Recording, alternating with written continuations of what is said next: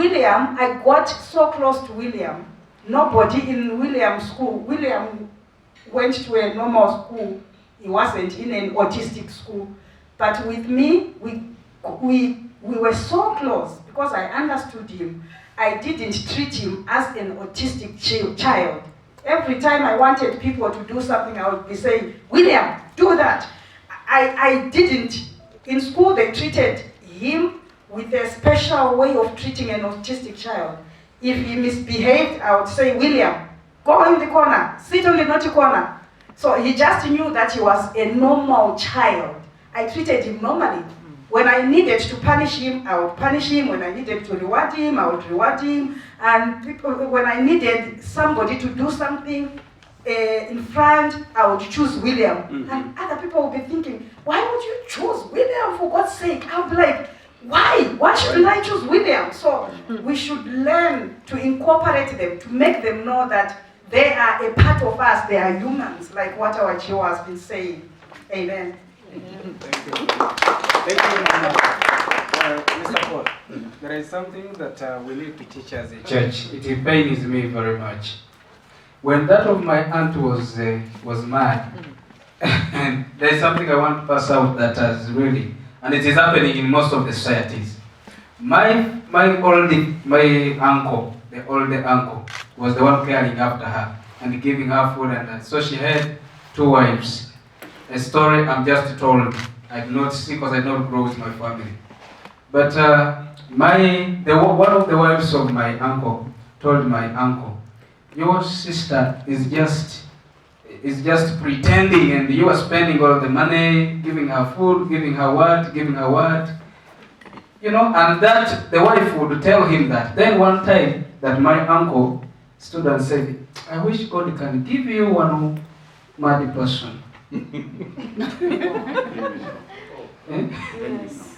So, recently, what I'm speaking about South Africa can testify because last month, a doctor is a doctor and is a son of that wife. A son of my father, my uncle now, was brought to my place when she has become mad. And she's a son of that woman who was telling my uncle that your sister pretends. And then my uncle said, I wish one day God can give you a mad person. Wow. And now this is a child, they have educated with degrees, and he's a doctor, but she has become mad.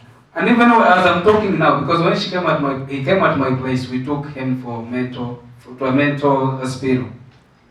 And what Dad was saying, I will learn it, and from here, that's what I'm going to do. Because when he left my place, went somewhere else, and a certain sister told him, come this way, stop everything, we are going to pray. And I got a call when we were leaving to come, that things are worse now. But now, I came to learn of this. I'm saying now the church has a lot of work to do. Because now the father has caused a problem for himself. Because the lady told him that your sister is pretending. And now the father had to curse the wife. And now the wife. And now also the father is on tension. Crying is the son that they really had hope in. But because of that issue now, you see what is happening. So I was planning to call my father. I don't know if there would be him to forgive or this boy would get well or so forth, but he's a very gentleman, like the way you see Paul. When he's talking, you'll be like, has started, but now this issue is coming. So I was asking, there have never been a mad person in that family. And it started with my aunt, who is okay now, very okay. Then I was discussing and asking, that's when someone from the family told me that, and said that, but your father said so. And that's why that woman has got that. Not another woman, it's only that woman. Now this boy is a mad person. So the church has got a big work to do. What is the possibility that what a person speaks will come to pass?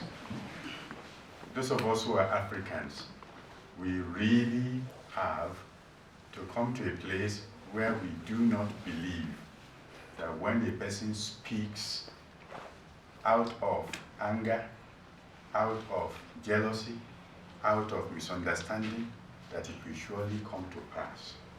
Okay? Because as Africans, we often go back in an ancestral manner. This is ancestral pattern of thinking in us, that people have something at the tip of their tongue. And if they speak like that, it will just come to pass. Okay? I really want us to go back in a particularly scientific manner to say there isn't anything like that. If you put it to science, okay, that somebody says something, it's going to come to pass. Scientifically, it's a dead dog. And you've got to start thinking scientifically. If not, it will mess up your brain system. It will mess up your belief system.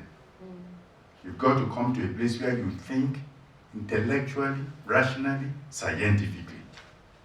If you don't want your brain system to be messed up with African kinds of superstitious statements. Okay?